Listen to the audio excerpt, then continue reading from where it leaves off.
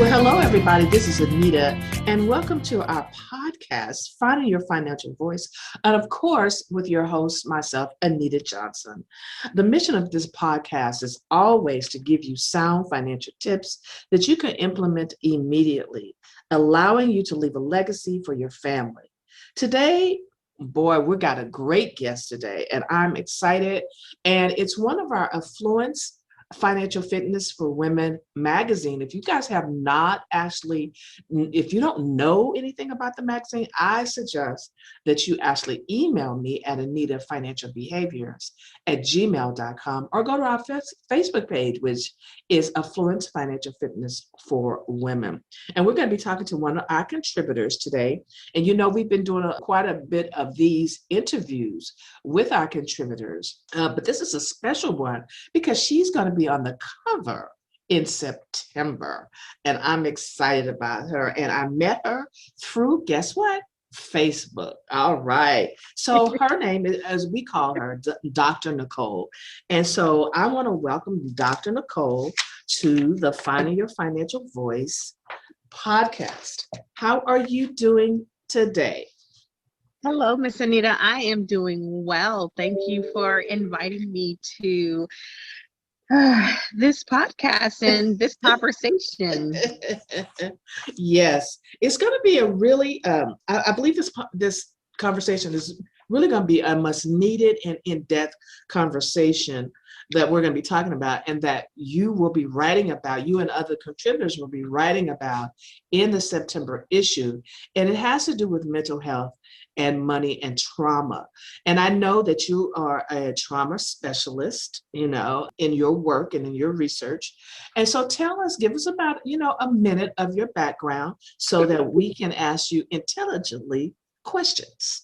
Okay, excellent. Well, hello, everybody. This is Dr. Jackson here, your trauma healer, resilience builder, and healing box filler. I am a certified clinical trauma specialist. I am an adult survivor of childhood maltreatment, and I have made it my mission.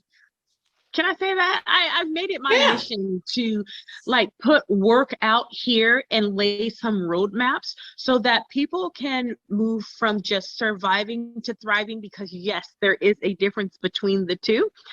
Also, I've been in the human services field for maybe 20 plus years, not jaded, love it. Every opportunity I get, I love talking about trauma healing. I love helping people understand how they can do it. I love helping people understand that healing is not forever, but being healed is forever. And I got to go change the definition of resilience. So that's me. Here I am. All right. So tell us, you mentioned something about changing the definition of resilience. Tell us what your definition of resilience is. The word statement to say, hey, you've been through something, you're up and going, so you're resilient, right? Mm-hmm. People confuse that with survival. We're to survive. We're not innate to be resilient. And the difference is when you're resilient, you're thriving past the traumatic experience, whatever that experience is. Meaning you're not waiting for the other shoe to drop on a day-to-day basis and just living, not knowing how to really function. Great. Right? Yeah. I mean, seriously, because in everyday life, we are always like, okay, this just is too true to be, too good to be true, instead of just enjoying it and just going through it and stop waiting for, like you said, the other shoe to drop. Mm-hmm. But unfortunately, what you will find in trauma survivors is that's what's happening, because we're surviving from day to day. Let me just get through this day to the next day, and please don't let anything happen. I tell people this because they question, oh, well, we're here, we're resilient. We're not talking about a business that's in the black and not in the red. We're talking about human beings that have emotions. We were bred to survive. Let's just look at it this way. In order to even be born, you had to fight you're in your mother's body not to be rejected, right? So you survived. So from conception all the way to birth and out, you have survived, right? But what it takes to be resilient and to thrive is to be able to get past that and actually live your daily life, not continuously reliving that trauma. Correct. Oh, wow. That is so what we talk about in our magazine, the Affluence Financial Fitness for Women. And again, if you have not received, it is a digital magazine and it is of no cost right now. But 2022, we're going to be tagging it, okay, because it is popular. It is a popular magazine, and we send it to your email directly. And if you want a hard copy, we got that too. So it's some of the things that we talk about in the magazine, especially the one that's coming up where you will be our cover girl. Okay, everybody, she's going to be our cover girl. I'm excited. Well, we talk about trauma and money, and we talk about women.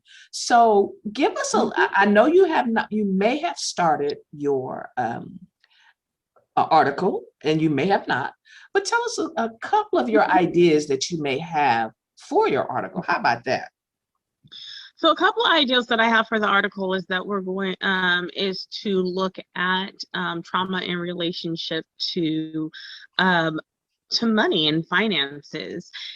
And this one for me is, I'm not going to say challenging, but it is challenging me to think outside the box because I don't want to repeat the same things others will say.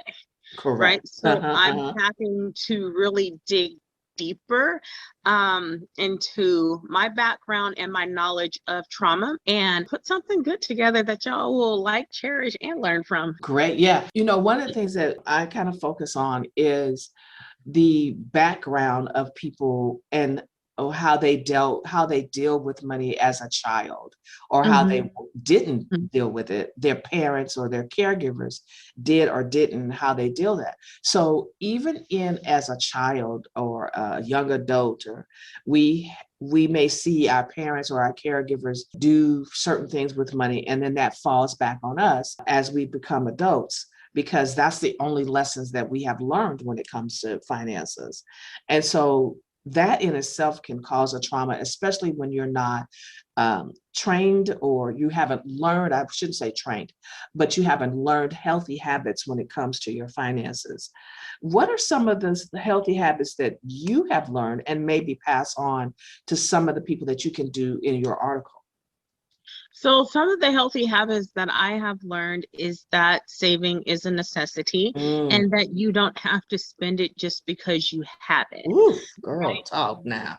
Getting out of the mindset that if I don't get it now, then it's not going to be available later. And then you deplete yourself and then you're not able to take care of the real necessities. Girl, I ain't mad at you on that one. No, I mean, and it comes from, especially when you have children, and since we're talking about children growing up, you have children whose parents didn't really have that much, right?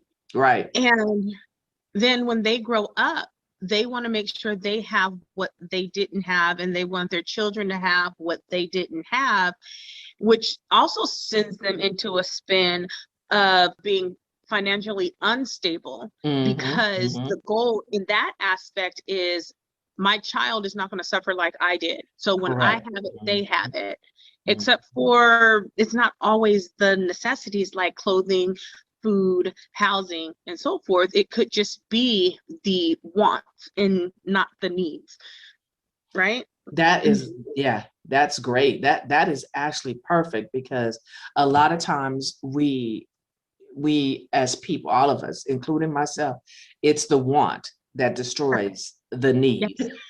Yes, absolutely. You're like, honestly, I mean, you're looking at it like, I don't know if we can even compare that to, food, right? Yeah. When you grew up and you didn't have much, when you were able to get it, you overindulged because you didn't know the next time you would have it. Correct. And that's a true statement. That is the true statement, because I was just thinking of that, because I was thinking of a friend of mine who grew up really poor and went to bed hungry a lot of times. Mm-hmm. And his mother would always say, eat everything on your plate. Well, I mean, it wasn't very much on the plate, but he, and that's what he does now. You go somewhere, go out to eat or something like that. Maybe you leave something on your plate, and he will always eat what's on his and yours too, because Right. of that, you know, because Right. because of that. So if you do that towards money, right, you didn't have it a lot, then you got it, you spent it. And if you do that now as an adult, because you never know when you'll get another, get some other, or when something's going to happen and you haven't saved, like you said, Right. then you spend everything you have all at one time, and then that becomes a problem. So the trauma, help me with this, the trauma of not having as a child has crossed into your adulthood. It has, because it's been normalized. Right. Mm-hmm. So we've normalized the behavior that as soon as you take care of what you need to take care of, maybe because if you have bills, maybe you can put it over to the next time and get an extension. And then you get what you want, because who knows when I'm going to get this next amount of money to really get that. So, and Right. it was normalized in childhood, and then it transitioned into adulthood. And like trauma, right? Children have protective factors that they put in place to protect themselves from whatever it is that they're experiencing, right? Whether it's to hide, not speak, overcompensate with explanation, whatever else it was needed to help them be safe in their situation. When those things transition over into adulthood, they don't transition very well at all. Actually, they become a hindrance to proper relationships and so forth, right? So then they need to be helped to not unlearn, but to build new protective factors and tools to deal with situations in an adult situation, right? In an adult manner with adult skills. And so that's the same thing with money. When you're transitioning behaviors and spending behaviors from your childhood, because that's what you saw your parent do, once you enter into adulthood and you're handling your own finances, you actually need to regain new skills to handle finances and money and not use the trends that were normalized in your childhood. Wow. You talking my language today. You know that. My love language. You talking my love language, and you know it. And that's true. It's because we have to all or learn, or what I'm searching for the word, new habits, two new healthy habits. Yes, as we are learning new financial healthy habits, or anyhow, we want to revert back to the old road, and because it's comfortable for us. Yes. Yeah. One of the things, one thing is, I always have clients to start tracking. And if they've never tracked their finances, well, I have my ATM card, or I have my debit card, I have this, I have that, I don't have to do that. But no, it's a little bit more than just having that. And that even becomes a challenge for them. Yes. Because they're not used to doing it. They're not used to doing it. And some of them might even be like, okay, if I'm tracking it, then I'm going to be scared if I see that I'm low, right? Sometimes it's easier to just not look because you don't want to see that disparity, right? Right. But the worst part is that when you go check and you have a less than what you thought was there, then you're panicking, and then you're checking to see what happened. Yes. That is true. The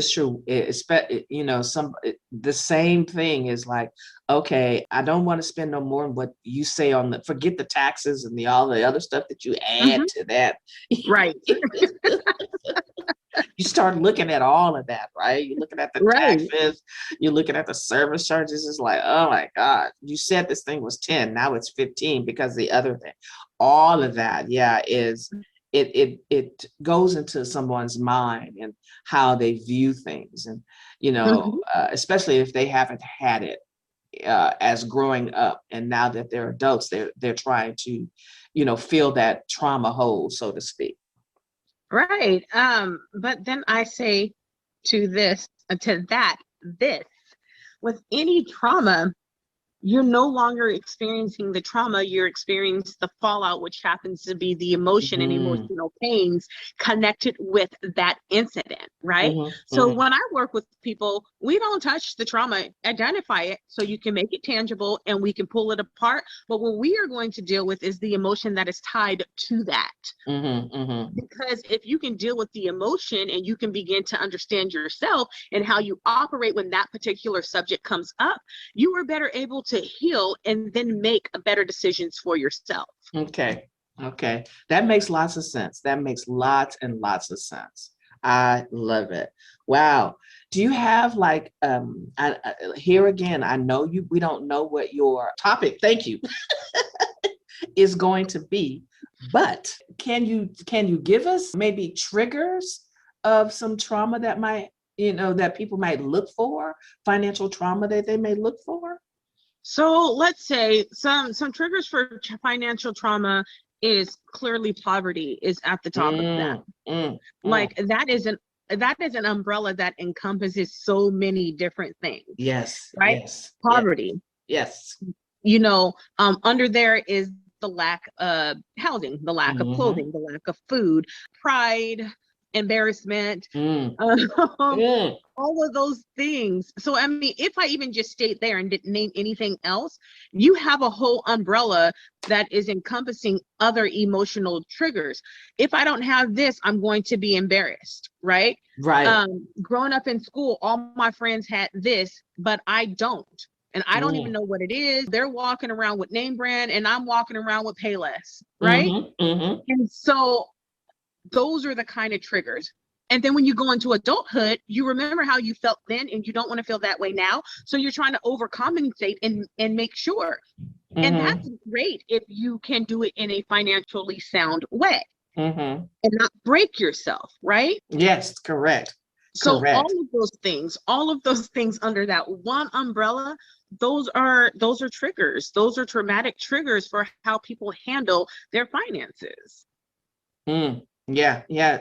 And that is true. That is true. What you're saying is people get that shame of not, whatever that might be, like you said, poverty, right? Shame of not having enough food, shame of not having the right, so supposedly the right clothes, money. I can't go to the store to get get my needs met, and so you think about that.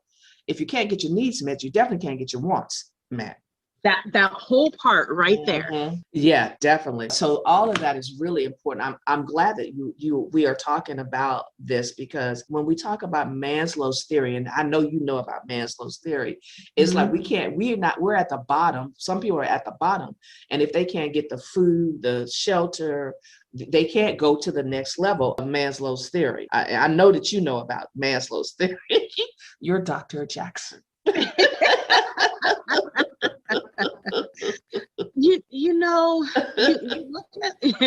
You look at all of you look at that, right? Yeah, all of that. I mean, you look at it, it's like, what is the motivation? What is the personality behind it? What is you like all of those things, and it shapes you. It shapes who you are. And again, you're right. If you can't set a solid foundation, what's going to motivate you? Right. Where are you at? Right. How are you going to address those needs? You're scared you can't address those needs. Correct. Well, today, ladies and gentlemen, in the podcast, we have been talking to Dr. Nicole. I call her Dr. Nicole, but it is Dr. Jackson, and she is she is our featured cover girl for the Affluence-Financial Fitness for magazine, a digital magazine, for September. She will be on the cover, and our theme for that is trauma and money. And she's going to be writing probably the best article. She's our featured artist, RTK contributor for September. And also, she's just featured anyway. Okay? She's just featured anyway. And we've been talking to her. Go ahead. And I'm honestly, I want to go ahead and tap back into Maslow, because I don't know if people understand the levels of that and what that is, right? Right. Yeah, tap into that. Yeah, you're right, because some people don't know. You're right. so that they know. So it's levels of how we progress in life to comfort, right? Mm-hmm. And we're looking at, like, if our psychological needs are not met, and this is what we call our daily basic needs, right? Mm-hmm. To breathe, having food, having shelter, having a place to lay your head at night, and the ability to reproduce, right? However, Right. let me say this reproduction is very interesting, because what you will find is that, let's say, young women who are in poverty or a very traumatic situation, their bodies will transition into the ability to reproduce earlier. So they'll start their cycle earlier in preservation, right? So Mm. that's how deep that is, Mm. right? Wow. The need. A lot of Wow. people don't know that.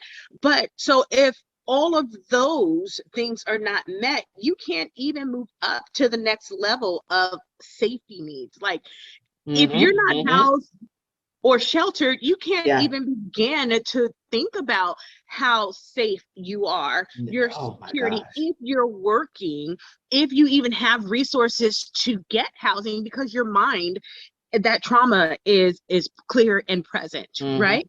Mm-hmm. And you can't worry about if you're impoverished, because at Wow. this present moment, you're worried about Eating. surviving. Yeah. Yeah. Yeah. It's Finding your survival, right? next meal. Yeah, Your exactly. next meal. And so Yeah. then after that, if you can't take care of your psychological needs, you can't even begin to care about your safety needs. And also, like, who cares for you? Yeah, Right? that's Like, true. You're right. where Mm-hmm. you belong. Do you have relationships? Have you established friendships and intimacies? And if you have those, are those secure connections?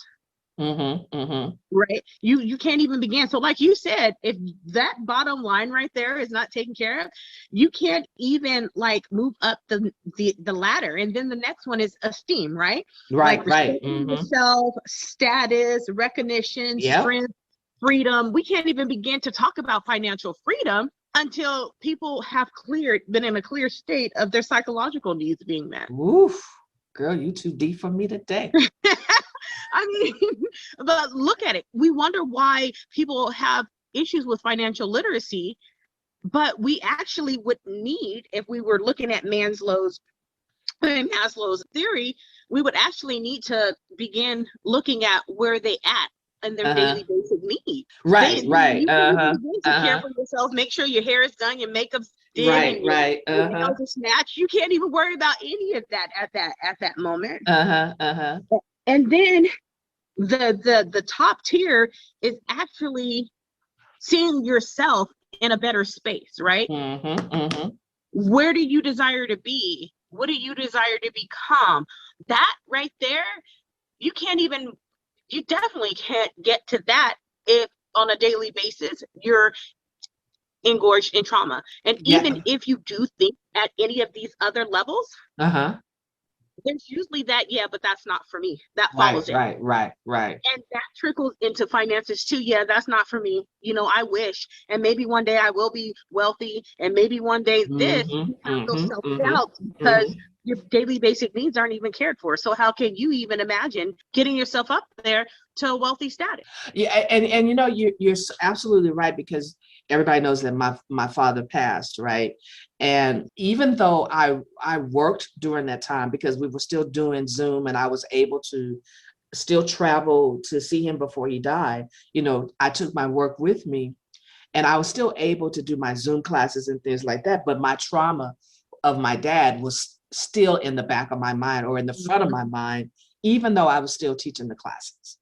So, Right. yeah, but it still, I felt it took a toll on me. The students didn't think so, but I thought it did, trying to do Because you are so. good at So I had to masking. take like a whole week off just to get my mind, Here's this. yeah, People who after, are oriented to the top level of Maslow's uh-huh. usually is very good at masking what's going on with themselves.